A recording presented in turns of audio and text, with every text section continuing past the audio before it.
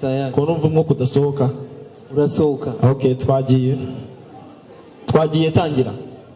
Nkukabye igitero nyiti bw'isapari intama nkurira ingofero ndi umusitari mwiyinjyana na confidence nyinshi nk'umutwaro ushoje intambara ukeneye gutoza bakamuhika bakambara ninjye mu rapero ujya uririmba mu bukwe ntabyo ibikoresho wap igenda cyari fresh mu mutwe rap igenda turika.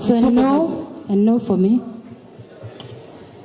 Rukundo ko wagira ngo ntago waje mu marushanwa ngo handi mahirwe ushobora gukora ikindi kintu gitandukanye. Nyita cyambara nkaba umuhungu wa nambara wanabirebera mu nkweto nambara masotera munsi y'umukandara ngendana n'amaniga n'amabebi iruhande rwanjye mu nzu nabara dukora amabara flow tugotomera amaniga ntazo wabara wisara nanze gatoya unyere kukunura kana njyewe nasara urakoze. Yes for me.